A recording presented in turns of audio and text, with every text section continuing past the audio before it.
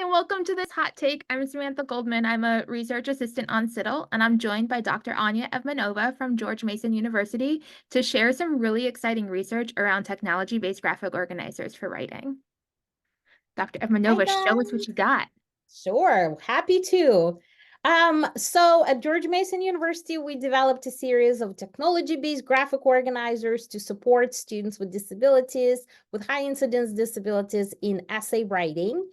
And you can learn more about the student side of things in the research to practice brief about our project.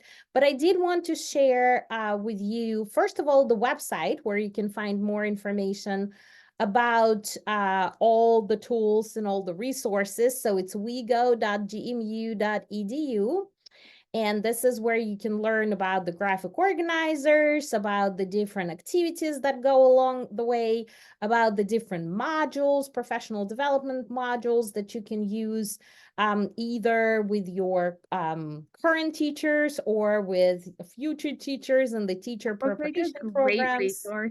Exactly, yeah, to integrate into our teacher education programs as we're talking about how Yes, to teach writing. absolutely, absolutely. So there are lots of different resources to look at. And I did want to show you really quickly the teacher dashboard side of things, of the tools that we've developed. So I'm going to log in as a teacher. And I am this is my classroom. Obviously, I can have many more students. I will show you just really quickly. So this is what the student side of things look like, a blank graphic organizer. And that is what I demoed in the research to practice brief. So go ahead and watch that. But going back to the teacher dashboard side, just wanted to show you that this is where the teachers can assign essays for students to complete. So you can choose who you assign it to, and you can select the different prompts. You can use the drop-down menu with I think up to 70 different prompt options, or you can actually type in your own prompts. And after students complete the essays, so they do all the things on their side, you have access to all the student data. So for example, this was the essay I demoed in the research to practice brief. So I get the final paragraph that students were able to write.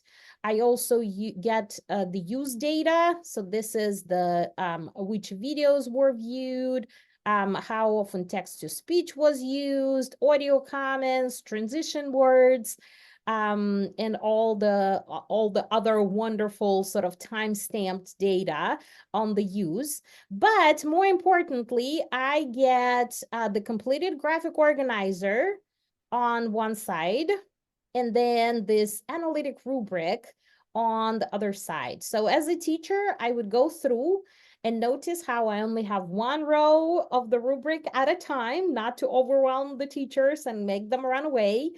And I look at the essay and I make certain decisions. So selecting a prompt, students selected a prompt, they did a good job. I can click next and so on. So I go ahead and complete the rubric, and I think they do a good job. I get to this brainstorming section. I look at the keywords and I feel like, you know what? They didn't do as well as I thought they would. So I think they are almost there, but not quite. So I'm going to choose this. This is my first rating of not stellar, but kind of needs work. So I am prompted to say that this is probably the area of need for this student. And as soon as I acknowledge that, my instructional decision box is Very cool. populated, that the area of need is brainstorming. I can provide the rationale why I think it is an area of need. And then I need to make an instructional decision, something that I want to do with the student. In order to help me with that as a teacher, I can use the data-driven decision maps to make a certain decision. So in my particular case, the student didn't get a score of good job or got it on brainstorming. So these are my options. I can assign them a content video on the student side of things, which models how students should brainstorm. I can do a check-in with student, and this is where I also am given options to what to do during the checkout. I also can assign a how-to videos to the student. So I can make a decision about that, and I can write it in this little window. Students get access to the completed rubric if they are old enough to comprehend it. You can sort of save it and not share with the students if you feel like it's too much for them to handle. But that is the teacher dashboard side of things of our technology-based graphic organizers. And just a reminder, all the tools are absolutely free on our website, so feel free to explore. If you like them, feel free to use them. I can only imagine all the ways that our teacher educators can use that with their teachers, their pre-service teachers, their in-service teachers. I'm excited to hear all about it.